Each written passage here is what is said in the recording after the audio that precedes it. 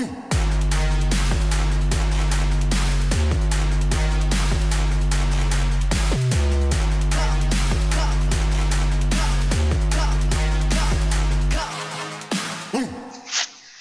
right, it says we're live. Hello, Lab Coat agents. We're back again with Cash Call. I hope that all of you are having a fantastic day. Myself and my co-host Brian Curtis are here to bring the knowledge. Brian? Yeah, I'm so excited. You know, it's great. You know, we promised this when we started this, what was it, about 12 weeks ago, that we'd start bringing on some hosts. So I'm super excited. I'm not going to pretend that I can introduce Cain because you know him much better than I do, but excited to have Cain on with us today. And I think I'm going to pass it back over to you and let you do the introduction. Thank you. Yeah, so Cain Cuninghame is joining us graciously. Cain is the Director of Lead Generation at Atlantic Sothebys International in the Hamptons Road area of Virginia. Roads area, mainly in Virginia Beach. We do serve all 7 cities and outlying counties such as Yorktown and Williamsburg as well. Great. And Cain has the dubious honor of running a 10-person ISA team that supports a really massive team there. And their team last year did around 620 transactions for about 200 million. So Cain is in the trenches. He is, elbow deep in the dough, as my friend Sam Monreal used to say, or maybe he still does. He's still around. Anyway, love that phrase. So Cain, thanks for joining us today. Happy to be here. All right. So why don't we jump into this? I'm going to see if I can get the live tuned up here. Brian, why don't you do the honors and start peppering Cain with questions? Put him on the Good. So yeah, we've got no prep whatsoever, so this should be fun. I'll start with just the simplest question. You know, you're dealing with, you said 10 people as inside sales associates. Yes. This is the biggest our team's been. 10 right now. Yep. Okay. So what's the number one failure that they're having on a daily, weekly, monthly basis? What's the number one challenge for people? And they're getting, you know, for all the people watching, these people are getting direct coaching and supervision. So what's the number one thing that people are struggling with? Because I think it would be nice to know a team that's closing 600 plus transactions a year is maybe still having the same problems that you know, the individual agent who's closing 20 is. So if you had to pick the one thing that, you know, actually, yeah, I can. And this is probably going to sound, you know, very generalized, but the one thing that's hard to stick with and that's kind of out of your control is answer rate. And not just for the ISA department, but for our team as a whole. You know, if you're not calling at the right time, if you're not calling at varied times throughout the day and using different methods of communication, getting a hold of people can be extremely, extremely difficult. More specifically for our ISA department, I'd say the struggle is staying on task and on the phone for 5+ hours a day. It's not the same as being an agent. You know, it can be a little more down to the nitty gritty and a lot less kind of rewarding. You know, you're not out showing people homes. You don't have the same closings and the same metrics to go by. So, you know, you're kind of just grinding it out on the phone all day. It takes a special type of individual to be able to do this kind of job. Well, that's really an awesome thing that I heard there. So here's one of the things I heard is very positive. Being an ISA, and if you're an ISA watching, I'm not talking bad about you, but it really is. It's a grind day in and day out, and you don't even get the shiny object at the end. You don't get to go show the house. You don't get to go to the closing. You get to come in and do it again. Yeah. So, hey, guess what? Congratulations. You get to come back tomorrow and do it again.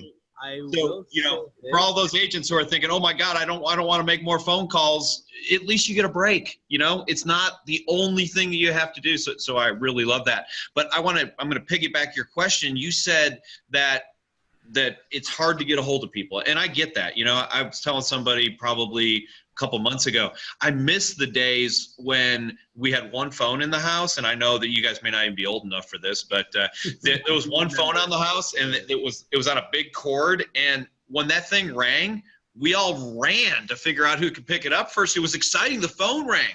Nowadays, you know, you get 55 phone calls a day and you ignore all of them. So when is the best time to call? Because I think that's an important thing. And then let's talk a little bit about, you know, I call somebody at 8 o'clock in the morning and I didn't get a hold of them. What's the next step of my process? Because I think process, you know, is an important thing that I think people don't always know and understand. Maybe you can talk a little bit about how you make sure that we're doing good follow-ups and staying on top of these people. It is. Follow-ups by far and away the most powerful tool that an ISA or an agent has. I actually just had a 2-year nurture lead that finally popped. They finally decided to buy, and that was a great feeling. They came in as an online lead. So for me to be able to follow up with them correctly, because that's what it takes. You can't just, oh, I'll call in a month, I'll call in 3 months. You know, there has to be some rhyme or reason to that.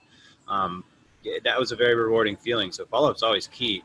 To kind of a bit, the best times to call for our particular area, I'm sure there's some slight variations, but not much to different time zones. 8 to 10 a.m. That's a good one. You know, people are either getting ready for work or around here, probably sitting in traffic. They're going to answer their phone. They're going to talk to you. I found that even over the lunch break, 12 to 1 can be okay. Typically not for new leads, not for cold calls. That would be a good time to make your follow-up calls. People who will recognize your phone number probably already have you programmed into their caller ID, ideally. And then for other newer leads, another good time in the afternoon is anywhere from about 2:30 to about 8 p.m. For us, it kind of dies off around 7:30. That's when people are either off of work, they're at home getting their dinner ready, you know, doing things with their family, they have some time. Once you do get a hold of someone, for us, a general rule of thumb, if someone says, hey, call me in a month, I'm calling in 2 weeks. I'm cutting whatever they tell me in half, and that's how I'm going to follow up. And 50% rule. Yeah, I can't express enough how important follow-up is. You can't just call somebody once in the morning, like you mentioned, and then text, no email. I mean, you have to at least do a call, a text, a call, an email, leave a voice message. Every new expired that comes in our area, we usually call at least twice a day, once in the morning and once in the afternoon. I would imagine that that's probably pretty standard practice in most other markets. You don't know if that person's working the night shift, so they're going to pick up at 8 a.m., or if they're, you know, working a much more traditional 9 to 5 shift, so they're going to pick up at 6 p.m. It's just kind of things that you have to think about as a whole to make sure that you're dialing with intent, so you're not just out there kind of spinning your wheels and then dialing your phone and really just getting defeated as an ISA because you're not calling at the right times and you're not getting in touch with people, and that can be draining mentally. Yeah, Cain, we talked about that pickup rate because you guys were noticing that your pickup rate was getting lower and lower, and so you also focused on some other key things, right? Making sure that you guys were really getting as many text messages out as you could, making sure that your email game was really strong. So talk about that. I know you guys maximized everything else that you could do because that pickup rate is getting so low. Yeah, so I've been in the real estate industry for going on 4 years now. I've been running this ISA department for about 2. And when I first started as an ISA, answer rate really wasn't that bad. People would pick up.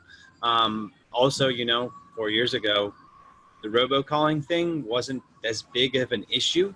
You know, now, like you said, I'm going to get 55 calls and I'm going to ignore 54 of them.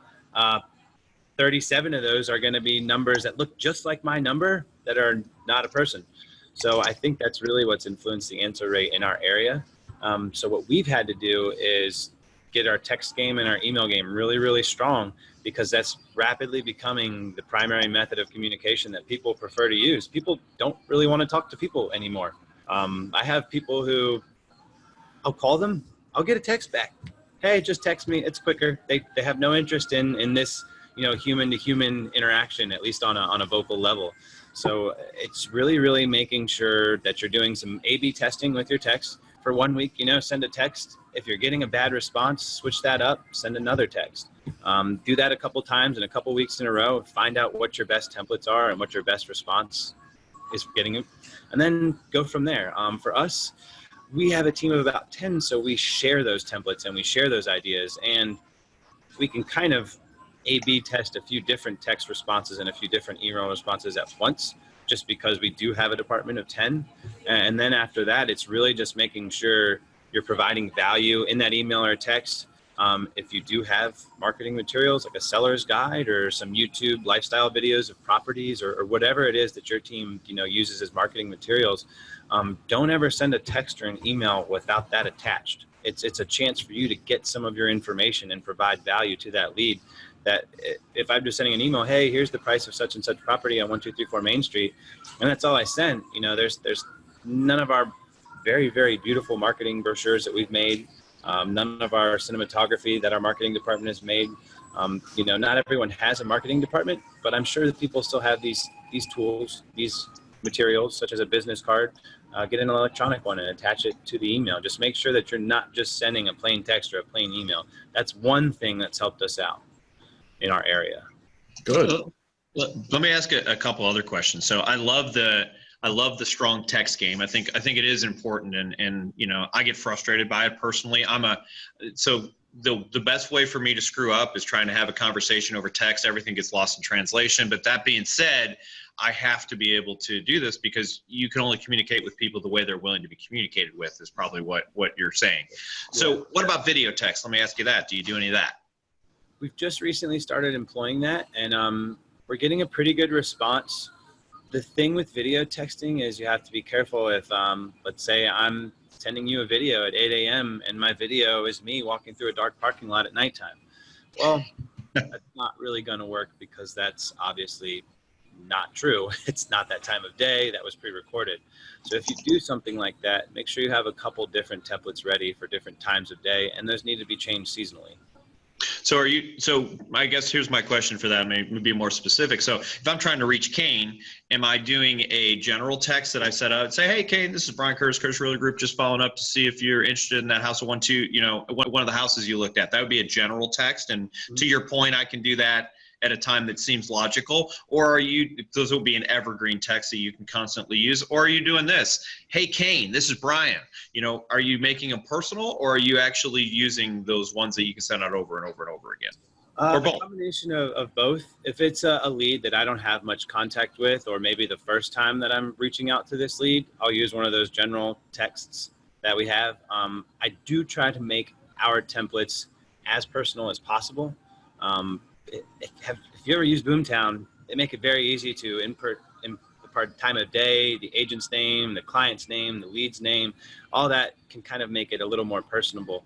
But it is definitely a general text. If it's somebody that I have contact with, or if it's somebody that I have some details about, like I've seen the properties they're looking at online, I know what they called in about, then I try to make a better connection by speaking specifically to them about the properties that they're looking at, the properties that they're interested in, what price range.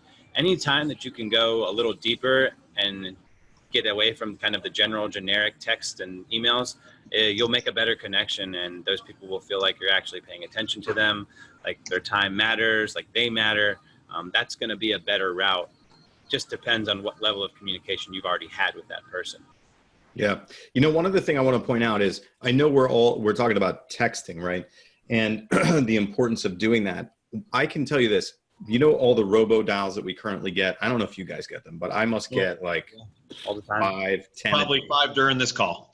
Yes. So here's how you know when it's a Robo dial. I have like a automated message that when my phone starts ringing, it doesn't matter who calls me, and please nobody test this. When you call me, I'm just going to shoot back this pre-formatted thing that says, please text me. Here's the thing. None of those Robo dialers will text you. The only people who will text you are either legit people that need to talk to you, or smaller outfits that are doing outbound prospecting, like us ISA teams or agents, right? So conversely, what you do is, as soon as you dial somebody, you want to follow that dial up with a text from the same exact number. I promise you people will read that, right? So you're going to have to figure out how to do that if you're working on something like Mojo that's not going to allow you to do that. The best thing would be one dial from one number with a text directly after from that same number, and that will dramatically boost your response rate. And that's gold. That really is gold. So let's talk a little bit about philosophy. I'm going to piggyback on what Dale said. So what I've been teaching my team, and it's mostly for an efficiency thing, is I don't want you leaving voicemails for people you haven't spoken to. So because now I can save probably 25 seconds every time that I'm dialing the phone. So you're running a high-end ISA. Do you have rules on leaving voicemails and not leaving voicemails? We do. And honestly, I've participated in both schools of thought on that one, where I don't leave them for new leads because I might not want them to recognize that number and maybe block it, or, therefore barring me from getting in contact with them in the future. When the answer rate was a little better and there wasn't as many robocalls, I'd say about 1.5 years, 2 years ago, we were leaving voice messages for every lead, and we were getting a lot more callbacks. since people are kind of moving away from the vocal communication, whether it be over the phone or in person, and are moving to kind of text and emails, we've kind of found voicemails are going the same way. Who here listens to their voicemails, or do you just read the transcription? I do like once or twice a month.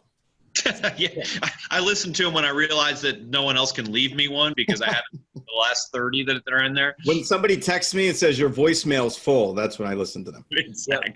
So people aren't even listening to the voicemails, even a recorded voice. People don't want to listen to that either. They just want to read the message. So we've since adopted the school of thought where let's not leave as many voicemails because people aren't going to listen to them.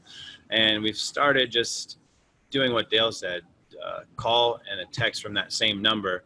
If we did a call and a text yesterday, then maybe we'll do a call and an email the next day, just to kind of keep things fresh. And so we're not bombarding them via one channel of communication. Good. Excellent. Brian, did you have any other questions? Because I would like to move. I feel like we should see what Cain's specialty is and what his ISAs do well and how they train them. Go ahead. Can I ask one more question? I think this is an important one, because I think, matter of fact, talking to my team an hour ago in our team meeting, this is something that I think everybody is struggling with. What is your follow-up schedule? And how do you make sure that you're following up in a way that makes sense? I use the 50% rule. That's easy. If you have a conversation with someone, they say they're calling in 6 months, I'm going to call them in 3. That's easy. But the people who you're not getting a hold of, how are you ensuring that that lead isn't, getting lost? So previously, before I started coaching with Dale, we had a 30-day kind of hit them at least once a day rule. Then once I started coaching with Dale, I found a more efficient method. And I do like this better because some people come around the second wave. So what Dale's taught me is that hit them hard for 10 days. Then we have an account in Boomtown that's just it's like our cold account. We've hit these leads hard for 10 days. We're going to leave them for a week, and we're going to come back to them for another 10 days. So for that 10 days, it's definitely 2 touches a day minimum, AM, PM. And that means two attempts. It's going to be a call and an email or call and a text. That's in the morning and the afternoon. So if you really want to get technical, that's 4 separate touches, assuming you don't get them on the phone. If you get them on the phone, obviously you don't need to do the other 3 or the PM attempt. Right. If that schedule for those first 10 days doesn't work, we leave it alone for 1 business week, 5 days, come back to it, do the same thing for another 10 days. If at that point, no two-way communication has been established at all whatsoever, they'll go into our bucket to be prospected at another time. When we do put things into the bucket, we make sure that we have as much information as possible, like when they're looking to buy or sell, where they're looking to buy or sell, do they need credit repair, do they need financing, all that kind of stuff, so that when another agent or a future ISA goes into the bucket to prospect, they at least have some information to go off of. But that's our general rule, and our general practice right now is 10 on, 5 off, 10 on, and after that, they go into the bucket. Awesome. Thanks. I really appreciate that. That's really great information. So I'm going to pass it back to you, Dale. Sounds like you got the question that's going to make us some money. Sure. Yeah. So Cain, what are your ISAs good at? What are they good at converting? And because we'd like to just hear maybe some scripting or some language. Is there anything unique that you guys are using that you think is effective? So we're really fortunate. Our principal broker has been in the Hampton Roads area for quite a while, 15 to 20 years. We're really lucky. We have a great tool. We have a highly memorable, highly annoying, depending on who you ask, jingle. You can hum our jingle in line at a convenience store. Someone will sing it. It's nice. There's no other team in this area who has that power with their jingle, and it's our phone number. So that has actually helped us quite a bit. Some of the things that we've utilized that with is, like you're saying, make sure you're calling and texting from the same number. We'll use that number. That's created a huge headache for our front desk, by the way, but it's definitely helped with our answer rate.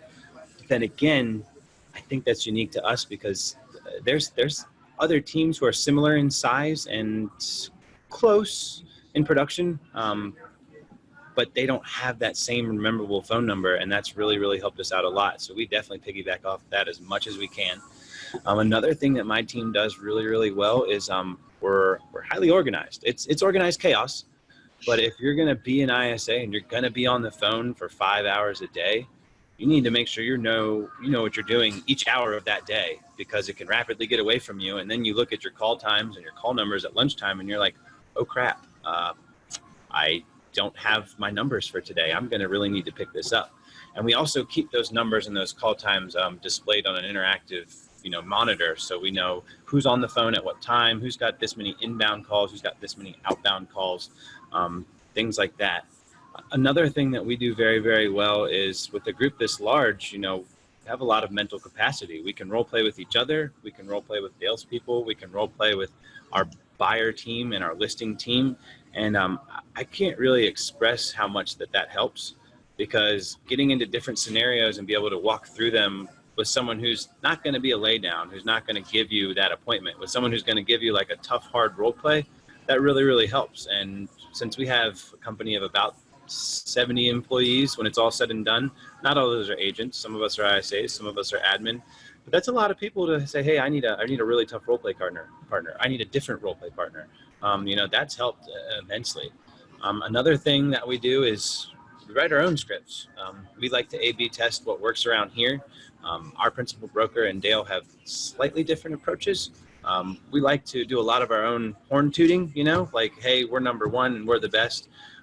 With Dale's more softer and follow the know and get, understand these people's reasoning and understand what they're looking for. I found that a combination of these two approaches has done very, very well in our market, to the point where let's say last month we had 943 leads come in through the ISA department alone.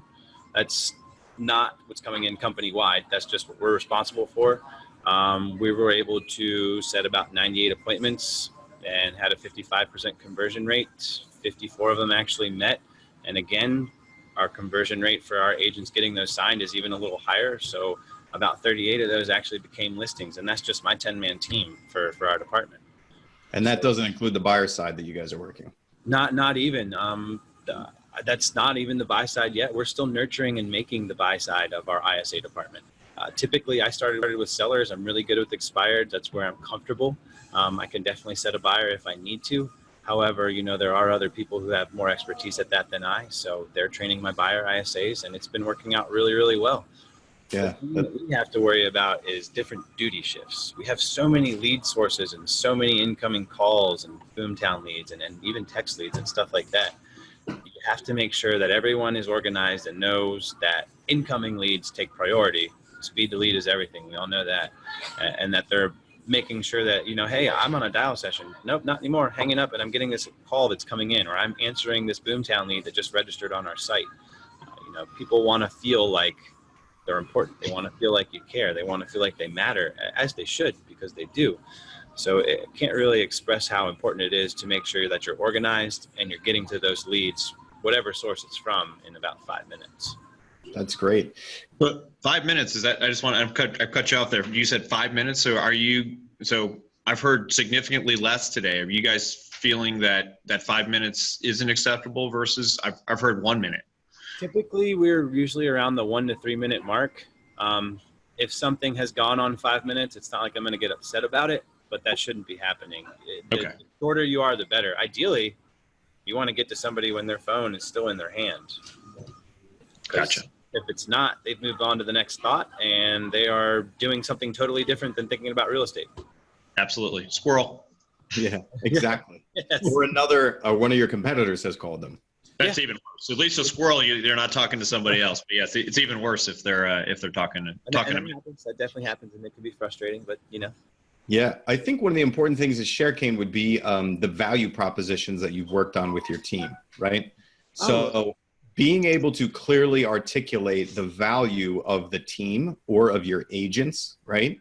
So talk about that. Talk about how that's impacted your team's ability to set appointments and get people to show up. So this kind of ties directly into the fact that we have that unique jingle. We also have our own unique selling propositions. We call them USPs. For us, those are our average days on market, our average list price. All of our agents are in the top 3%. Even more of them are in the top 1%. People want to know this about our team. And they want to know that, hey, we are in the market, we are active, you're not just a number to us. here's what we can do differently for you, and here's what we can do better than the last guy. And if they at least hear, how many days on market you have, how many homes you've sold in that neighborhood, that's going to make them feel a bit more comfortable about the decision they may possibly make to work with you. This takes work.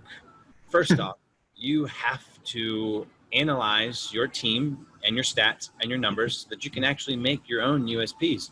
Everyone's market time, price point, it's all going to be different. So you definitely have to analyze your own information and your own data and come up with the statistics that are unique to your team.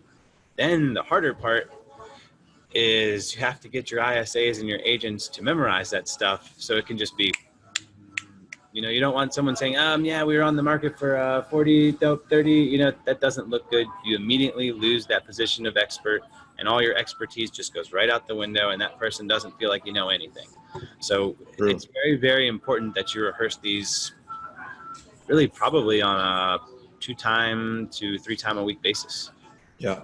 So even the individuals watching, the individual agents, the best thing that you can do is have value propositions for yourself, right? Value propositions for buyers, value propositions for sellers, and a mixture of emotional things like, hey, our clients really love and trust us, and everyone we work with walks away glowing from the transaction, right? An emotional draw versus on average, our clients save between 10 and 15% over the 9 negotiation points of a transaction, right? Data-driven kind of things. So you want to have both those. You want to have emotional and data, and you want to have buyer and seller, right, Cain? Absolutely, yeah. It's should be kind of obvious, you don't want to tell a buyer it's a seller's market, that kind of thing. You don't want to tell a seller it's a buyer's market. You want to make sure that the unique selling propositions you're using are unique to that buyer, ideally unique to their price point and their area. And then if you're talking to a seller, the same thing applies. You want to make sure that you're talking about their area, their price point, how many homes you've even sold in their neighborhood, how much do you spend on marketing a month? In our area, that's actually become a competition between us and a few other teams. We do spend a lot on marketing each month. And it's very, very beneficial for somebody to know that. And when they hear it from the other guy, if your number is a little larger, that might make them feel a little more comfortable. Another thing. Go ahead. I cut you off, please. Go ahead.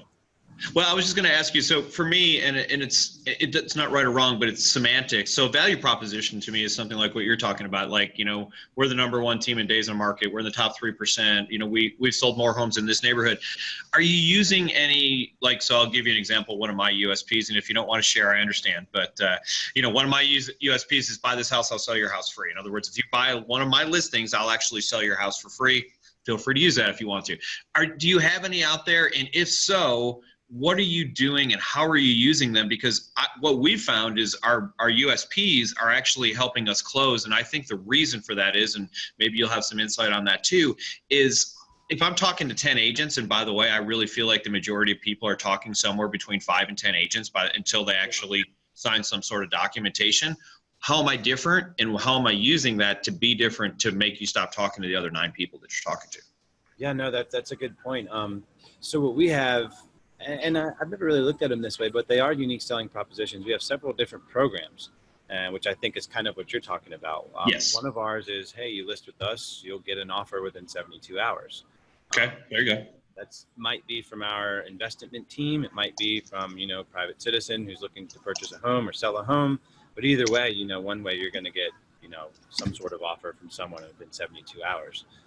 Another one that we have, and I don't think we currently have this one, rolling right now because we kind of cycle a few different ones for different times of the year. Another one that we were running over the spring was our trade-in program. It's often kind of like going to CarMax. Hey, I want to trade in my 2017 Chevy pickup. It's got 80,000 miles on it. It's been in one accident. You're going to take it into CarMax. That guy's going to tell you, okay, well, I need to put in a new transmission, new tires, and clean this car. That's going to cost me X amount. I'll give you X amount for this car because I have to put in X amount to be able to sell it and make a profit.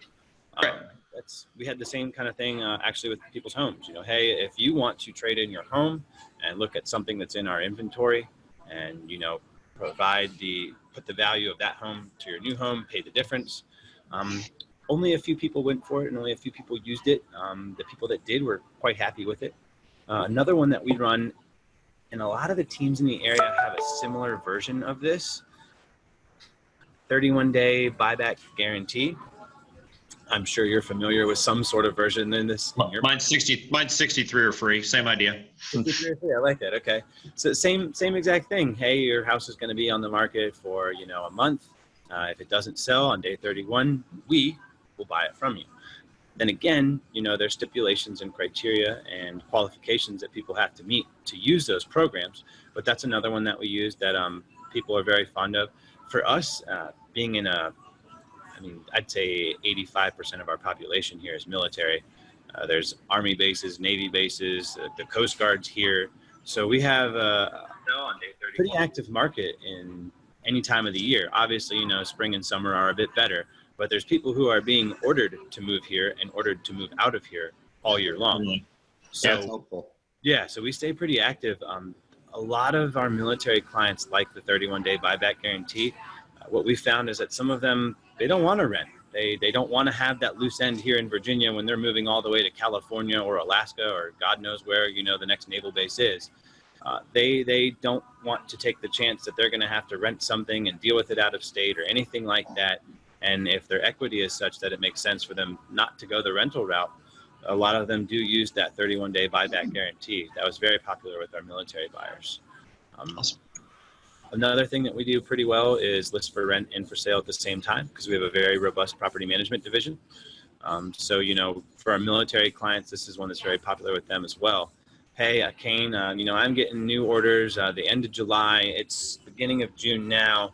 What can you do? I don't want this property on my hands when I leave, or at least unoccupied. Like, okay, well, hey, let's list for a month. And for us, it takes about 14 days to place a tenant.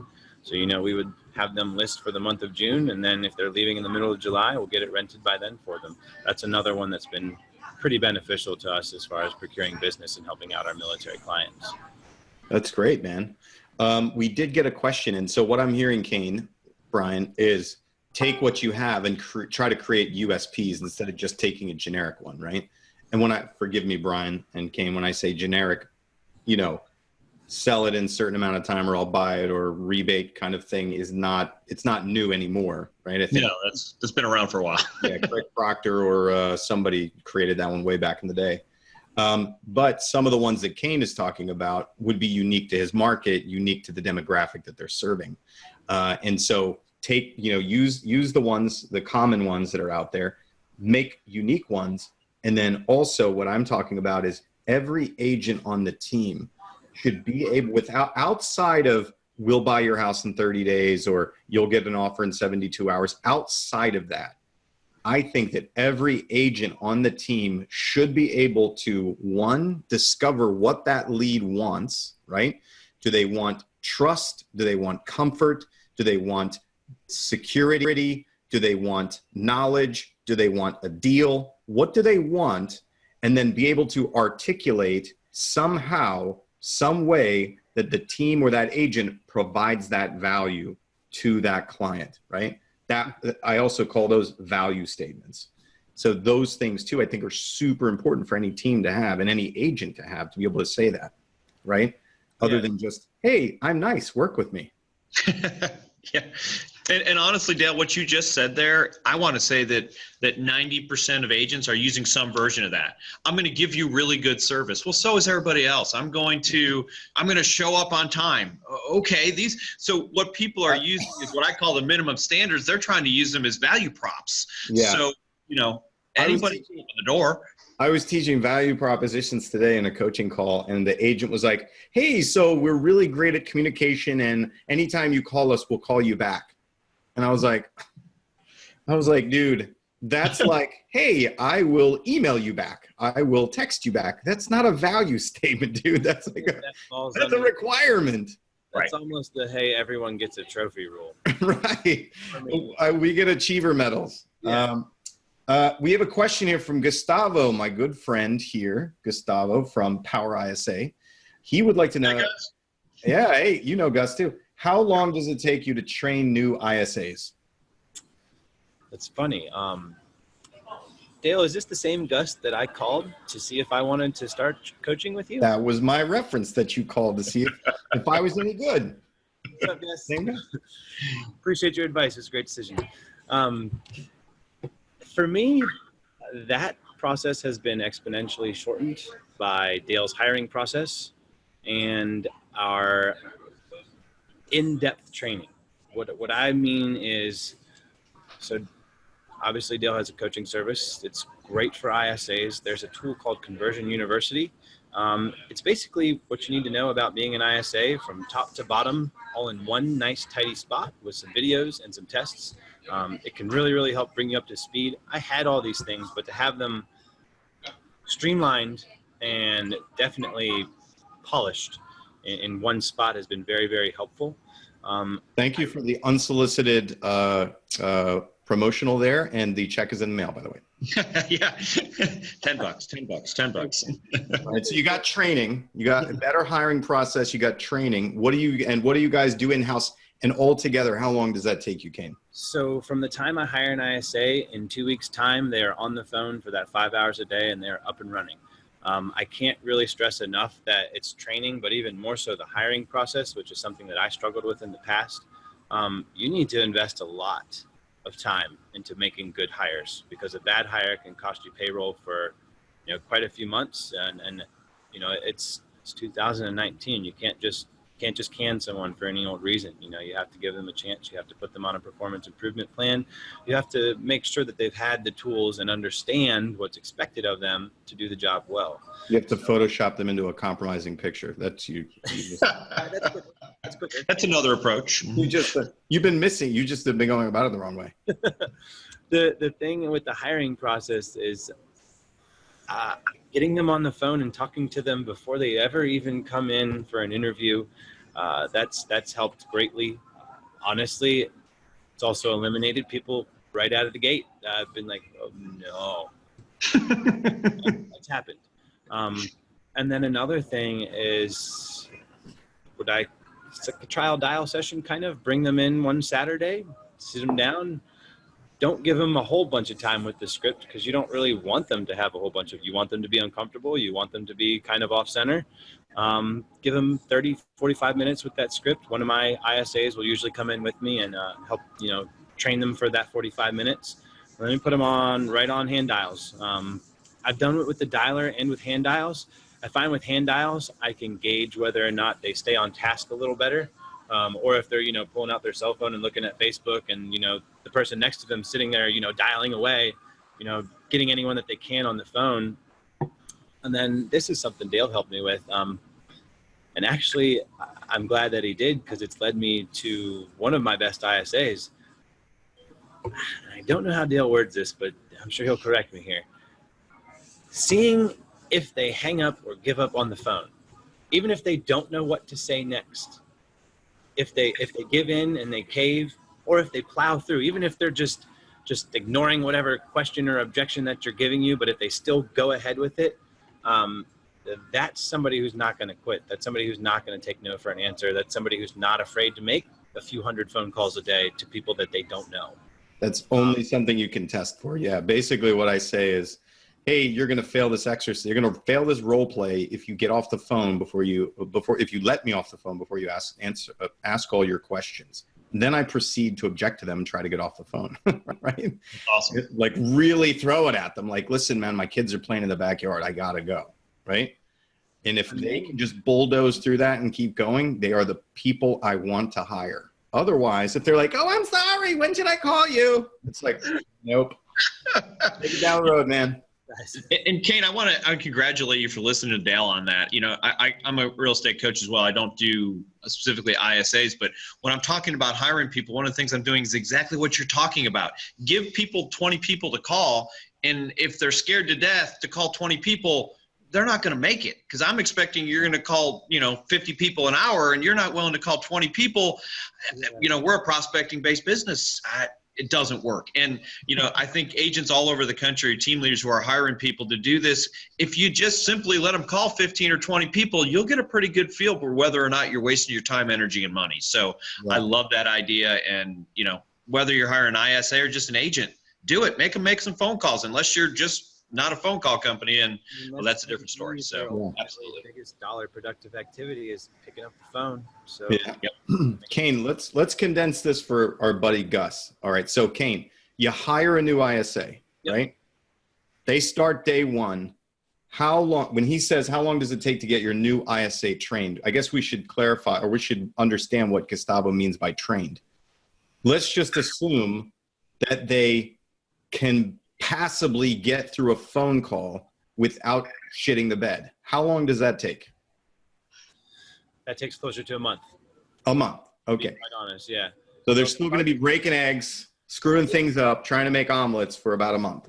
At that 2-week mark, after we've done all our cultural training specific to our company, all our systems training specific to our company, a lot of people use Boomtown, but whatever CRM that you're using, for us it's Boomtown. And after they've had all that training and obviously the conversion university training, that 2-week mark is when we do put them on the phone with old leads, bucket leads, people that maybe haven't been contacted in a while. Those poor people. Yeah, people that just, haven't picked up yet. Nothing's come of it. I feel bad for them. Well, they're just going to any consumers listening, this is why you must talk to the real estate agent. Otherwise, you're going to get fed to the dogs. That's what right. Answer the phone. It's better for you. You won't get beat up for the next 6 months. I'm warning you. You're going to go over to the training facility if you don't start talking to me. I've definitely told people that as well. If you just answer, like we can answer the phone. We're going to harass you until you do. So at that 2 weeks, they're comfortable enough with the scripts, getting comfortable enough with our USPs that they can hold a decent conversation. You don't really see someone come into stride until they're on the phone for, let's say, a solid week, that 5 hours a day, and they know it's expected of them, and they realize how mentally taxing, how mentally challenging that could be. Once they kind of get used to that after about a week, I've had people set appointments right at the trial dial session. That's only happened a few times. Most people don't set their first appointment until, say, a week on the phone or 2 weeks on the phone. And then, they get that one and like, yeah, awesome. This is how it's going to be. And it's not how it's going to be. You're going to have to make 500 more phone calls before you talk to another person. So it's a bit different. I'd say a well-trained, highly productive, talking to 10 people and setting 3 appointments, an ISA like that, that's closer to 3 to 6 months of training. Now let's check your data here. 3 appointments out of 10 people spoken to. Mm-hmm. Now, is that an average lead mix, or are you talking like mixing in really easy leads, or what? We do have some call-ins in that mix. Yeah, there are a few easy leads. Right now, my best because most people's heads just exploded when you said talk to 10 people and set 3 appointments, and that usually only happens with warm referrals or really good leads, like call-in stuff.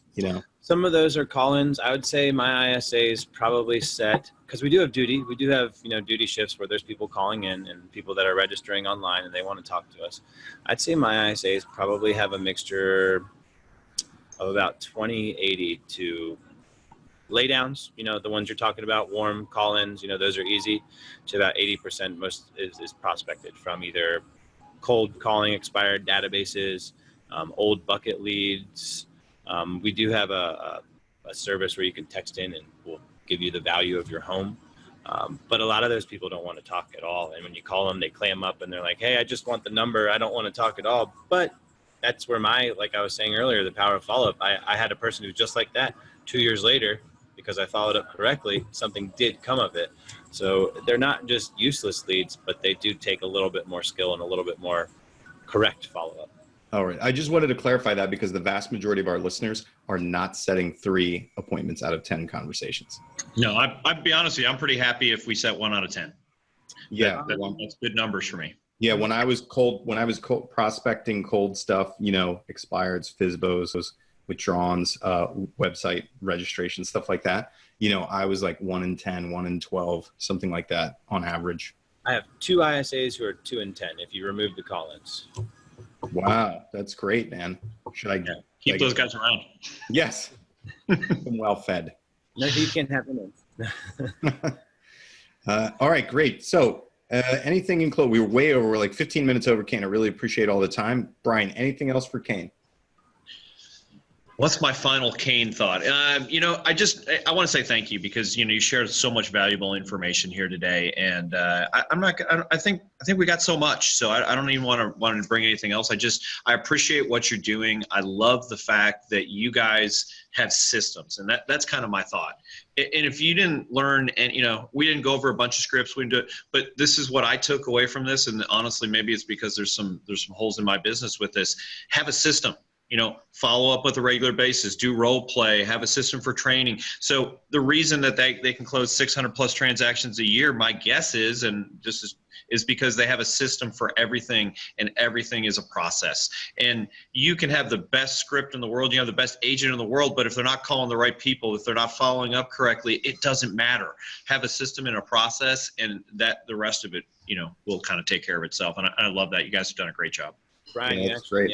I'll just say this in parting: have a system for everything, and have that system written out down to the level that any village idiot could perform it. Make it step by step by step by step by step, as easy as you possibly can for every little thing, such as setting a calendar invite, writing an email. Like we probably have too many systems, but that level of organization is kind of what helps us keep our heads on straight. So. Absolutely. That's great. All right, Cain, thanks for letting us drag you away from your from killing it. Get back to killing it, and thanks for joining us. Thanks, everybody. Thanks, everybody. Nice meeting you, Brian. Good meeting you, Cain.